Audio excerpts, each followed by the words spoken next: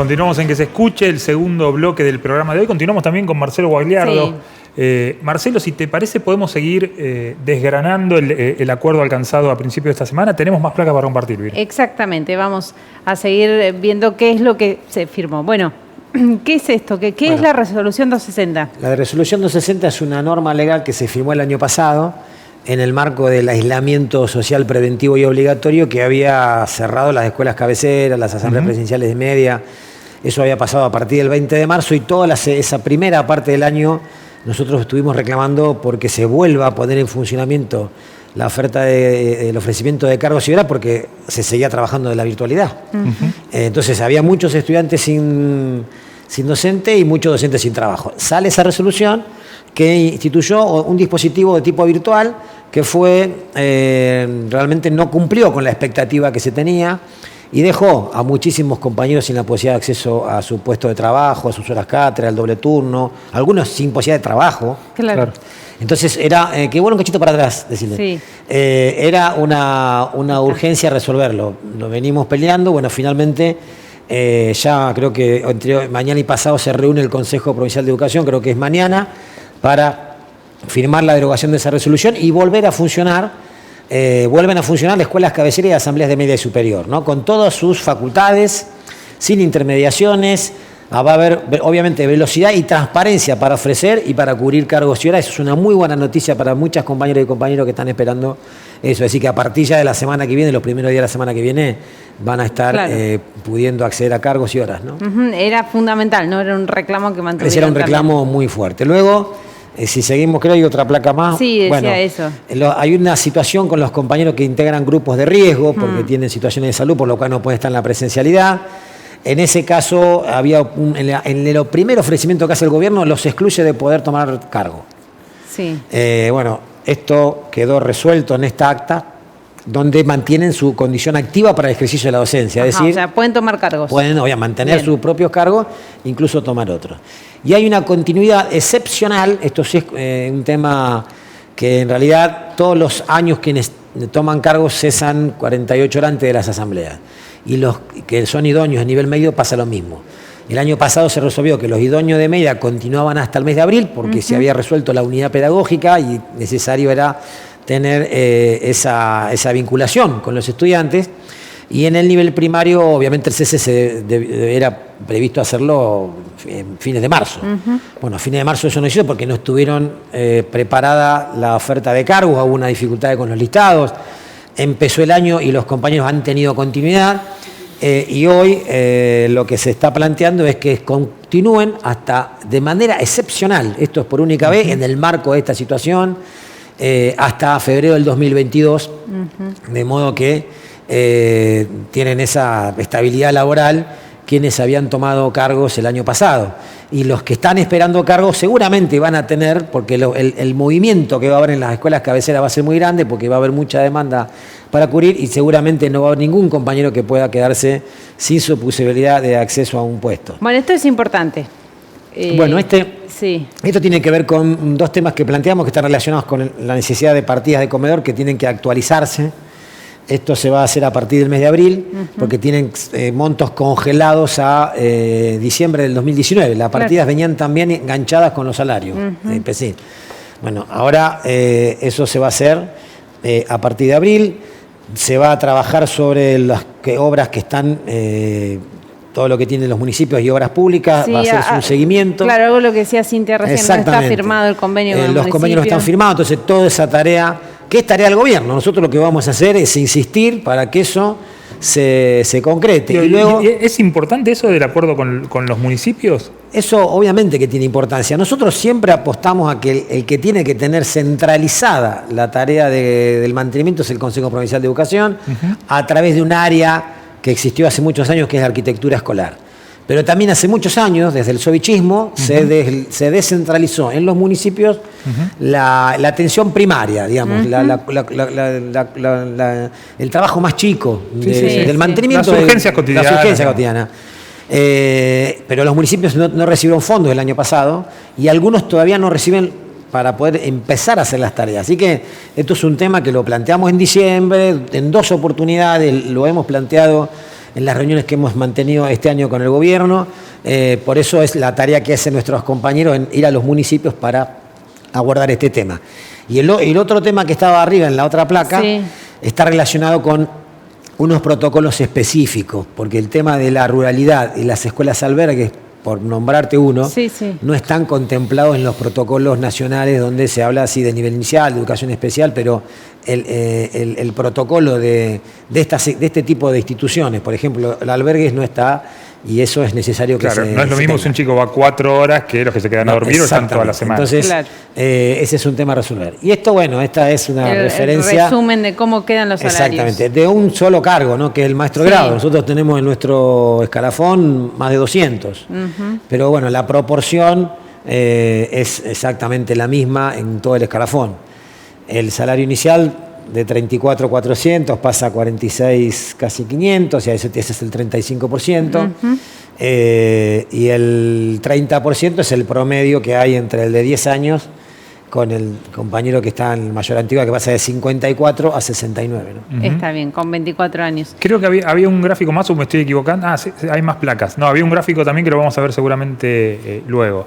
A ver, ¿qué más? ¿Cómo se traslada al sector jubilado? Claro, esto importa porque realmente siempre hay preguntas. Siempre hay preguntas. Todo lo que va al salario en este acuerdo se traslada, obviamente, en el 80%, que es lo que corresponde por ley, a los trabajadores y trabajadoras que están jubilados.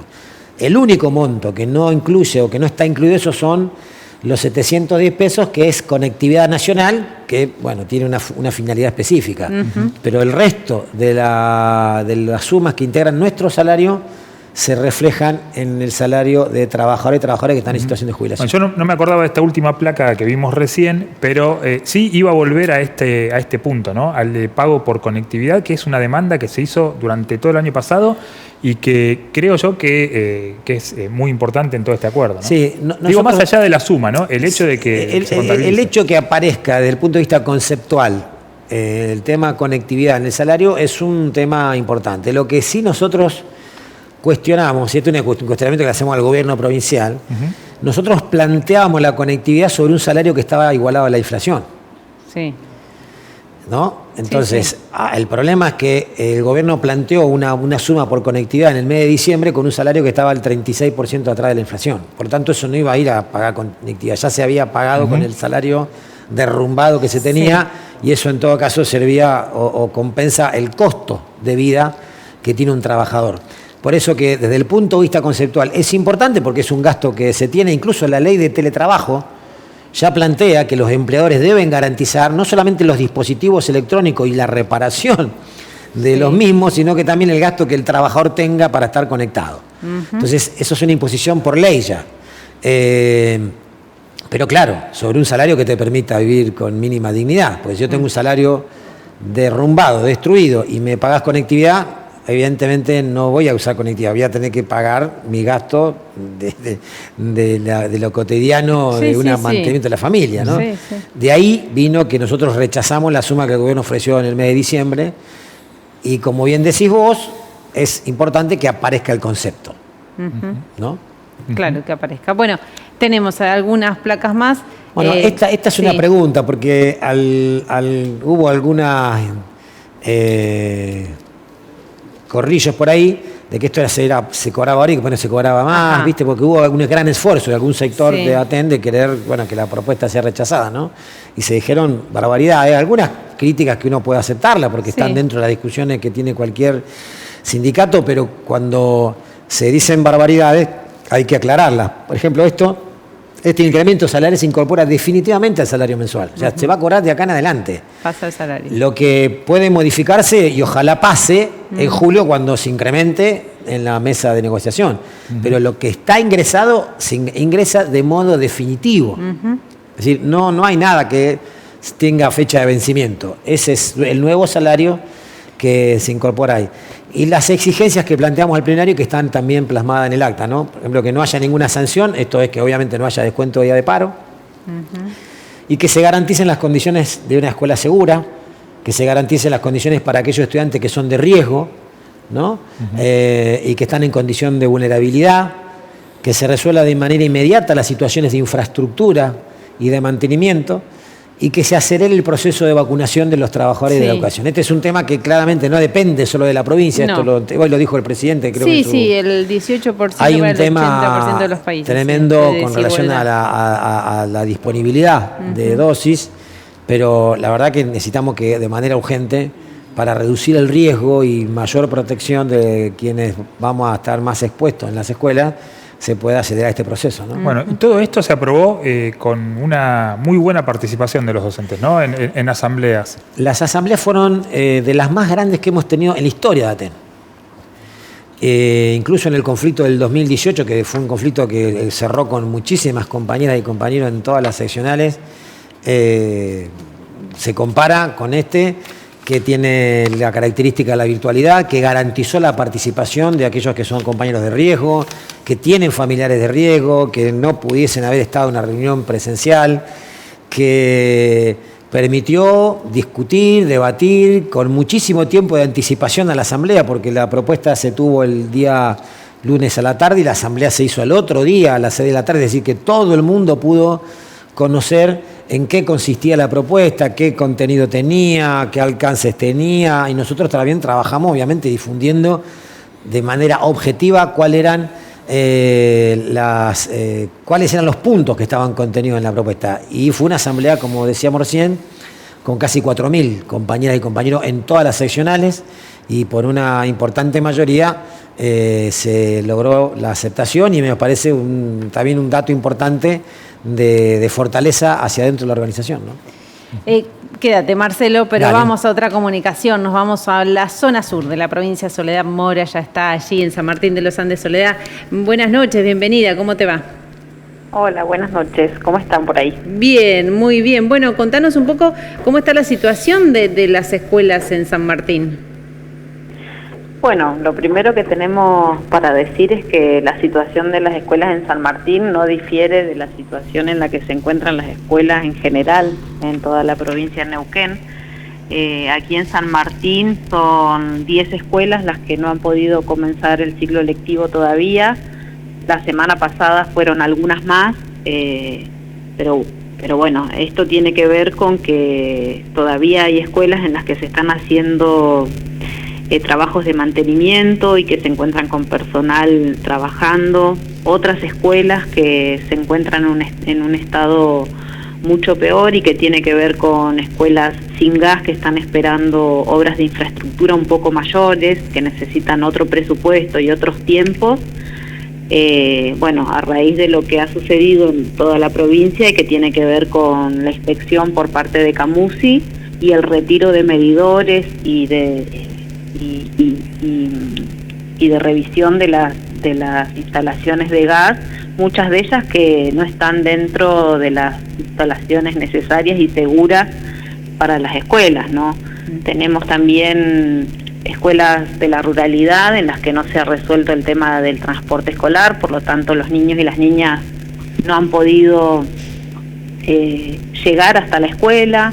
En San Martín tenemos además 2 escuelas rurales que tienen muchos problemas con el suministro de agua potable y en este momento no tienen garantías de acceso a agua segura, lo cual es un problema habitual, digamos, y que se repite todos los años, pero que en este contexto es mucho más complejo todavía, ¿no? Y luego están muchos grados en muchas escuelas primarias y muchas horas en el nivel medio, de estudiantes que se encuentran sin docentes, ¿no? Porque como todos y todas sabemos, no se han designado los cargos y las horas que han quedado vacantes y que tienen que ser cubiertos, que son muchos lamentablemente, y bueno, y que estamos a la espera de que se resuelva eso en el ámbito del Consejo Provincial de Educación, ¿no? Muchos problemas, Soledad, muy disímiles también como la geografía que tienen ustedes, ¿no? También situaciones muy diferentes en cada escuela. Recién le consultábamos a Cintia Galeto en Chosmalal. ¿Cuál es la situación de conectividad que tienen ustedes en San Martín? Pensando sobre todo también en la vuelta parcial a la presencialidad, ¿no? Sí, bueno, ese problema se repite lamentablemente igual que el año pasado. No se ha realizado un trabajo y una acción directa que vaya a resolver este problema. Si bien hubo por parte de la cooperativa telefónica durante el año pasado de San Martín de los Andes, junto con el distrito escolar y el municipio, un acuerdo de ofrecer conexiones gratuitas para 200 estudiantes, esto fue totalmente insuficiente y este año nos encontramos con el mismo problema, ¿no? Por un lado, en las zonas rurales la dificultad que bien vos mencionás, que tiene que ver con la geografía del lugar, que es imposible garantizar la conectividad ahí, pero luego se encuentran las escuelas de los barrios, las escuelas incluso, escuelas céntricas que tienen matrícula de estudiantes que no pueden sus familias garantizar la conectividad para continuar en los casos en los que se hace necesario la educación a través de la virtualidad, ¿no? Y lamentablemente tenemos que decir que este problema se repite.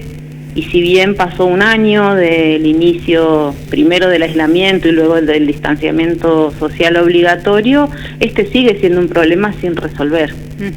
Soledad, ¿y en el caso de San Martín hay convenios ya firmados con el municipio? ¿Te referís al convenio de mantenimiento? De mantenimiento, sí.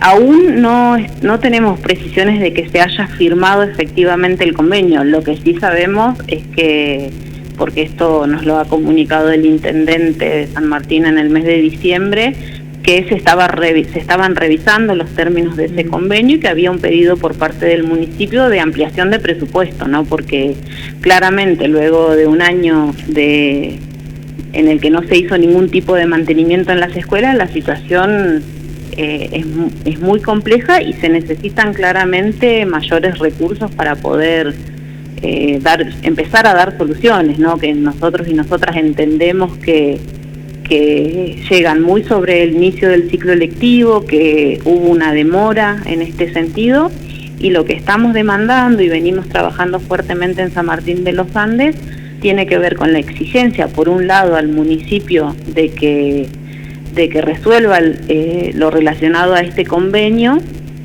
y también de que presente un plan de acción a mediano y a largo plazo para afrontar esta problemática que, como todos y todas sabemos, ya se torna estructural, ¿no?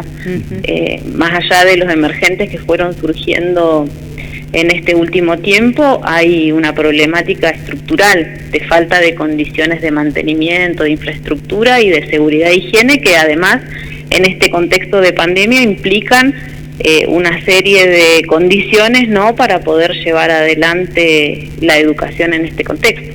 Bien, Soledad, te agradecemos mucho la charla. Bueno, muchas gracias y buenas noches a ustedes por comunicarse. Bueno, Soledad Mora, secretaria general de ATEN San Martín de los Andes. Bueno, y nos queda todavía un tiempito. Te iba a preguntar eso, ¿conectividad en las escuelas? ¿Se hizo algo? No, esa situación está como el año pasado. Sí. O sea, sigue siendo un déficit importante del sistema educativo de tener en todas nuestras escuelas conectividad. Hay muchas que lo tienen, hay otras tantas que no, pero el problema es que no lo tienen las comunidades, ¿no? Entonces hay muchos lugares, incluso acá en la ciudad y del interior de la provincia, que no tienen la posibilidad de acceso a Internet o tienen una muy mala señal. Sí, sí. Porque si bien es cierto, en casi todos los lugares existe, el tema es que para mantener una clase, para hacer el trabajo virtual que requiere el aprendizaje, las señales son muy malas, ¿no? Y se cortan y hay mucha dificultad con eso. Bueno, todo esto que decís, más todo lo que hablamos con Cintia, más todo lo que hablamos con Soledad, hace suponer un año que va a ser muy complicado, ¿no? Hay un acuerdo salarial que era importantísimo para mirar hacia adelante, para continuar, pero viene un año muy difícil. Viene un año complejo, claro que sí. Creo que nadie podría suponer que iba a ser distinto. Nosotros lamentamos no haber sido escuchados, porque cuando el año pasado fuimos a la legislatura le planteábamos esto. El 2020 nos sorprendió la pandemia, era inesperado, fenómeno. Ahora, 2021 todos sabíamos que iba a ser necesario generar condiciones de presencialidad, garantizar condiciones de conectividad y dispositivos, porque la presencialidad iba a ser alternada, porque además no hay ninguna seguridad de que, aun cuando pueda empezar la presencialidad, Tal cual. en las condiciones que se va a realizar, no tengamos que por alguna nueva ola, por alguna situación que se complejice lo sanitario, haya que retroceder. Digo, porque esto no es nada que no haya pasado en otros lugares del mundo. Entonces, eso no pasó. Entonces, de ahí es que hay todavía muchas cosas para resolver. Yo lo decía en una radio cuando me preguntaban, bueno, pero al final resolvieron el problema salarial. Y ¿saben lo que pasa? Que si nosotros esperamos a que se arreglen todas las escuelas, estamos de paro hasta noviembre. Y eso seguramente iba a caer muy mal en la sociedad. Sí.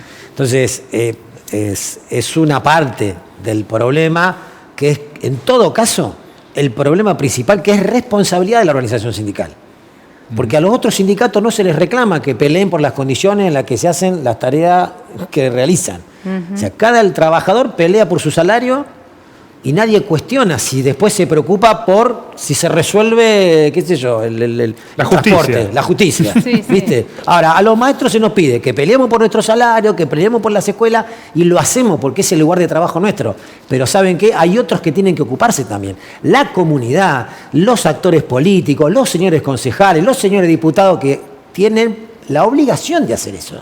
Y nosotros vamos a estar ahí en la primera línea, porque nos interesa, porque es nuestro lugar de trabajo y queremos estar con seguridad. Pero es una responsabilidad de toda la sociedad, no es solo una responsabilidad ni de ATEN, y menos de las maestras y de los maestros ni los equipos directivos. Es una responsabilidad del colectivo y las comunidades de cada escuela y la comunidad en general, la sociedad en su conjunto, ¿no?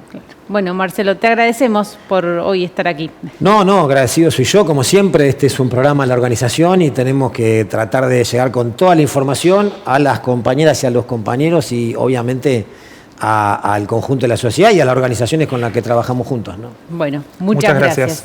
Y nos queda muy poquito, pero nos vamos a ir a una nota que estuvimos en el IPET, es el Instituto Provincial de Educación Terciaria. Funciona en el Colegio San Martín. Ya miramos qué es lo que sucede en el San Martín, bueno, pero ahora vamos a escuchar además lo que pasa en el IPET, que tampoco está pudiendo comenzar las clases.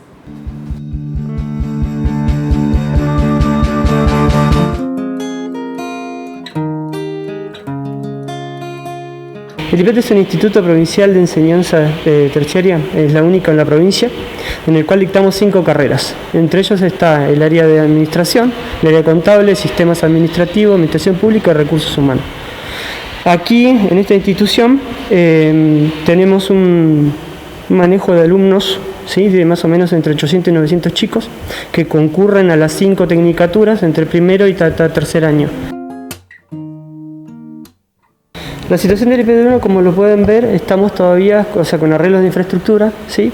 Y estamos con el final de obra de gas, que todavía no lo podemos concluir. Como verán, están los calefactores afuera y todavía no están dentro de las aulas.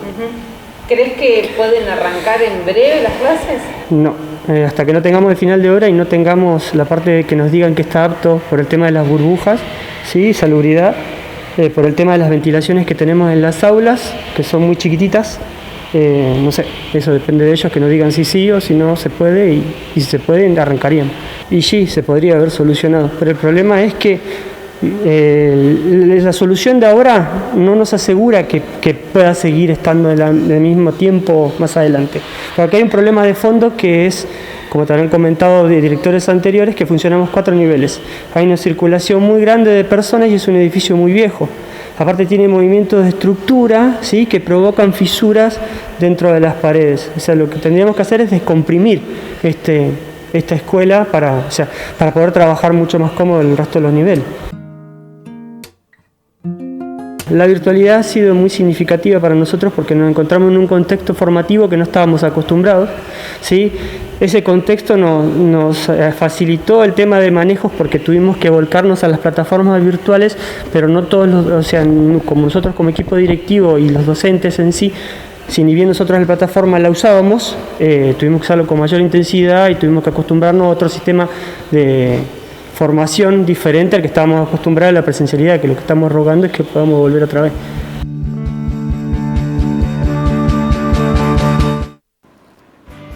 Bueno. De esta forma llegamos al final del programa del día de hoy, Vir. Quedaron cosas, no sé, seguimos adeudando una nota en Plotier, pero la semana que viene la vamos a poner al aire. Y bueno, y todo el material está en las redes, busquen en el Face de Aten, en que se escuche en YouTube también. Y por supuesto, volveremos la semana que viene a las 10 de la noche. Y en la medida de que retorne cierta normalidad, también vamos a volver a salir de este estudio al interior de la provincia, a recorrer la provincia, al norte, al sur, a todos los lugares que podamos. Esperemos que sí. Bueno, muchas gracias a todos por estar allí del otro lado. Hasta luego.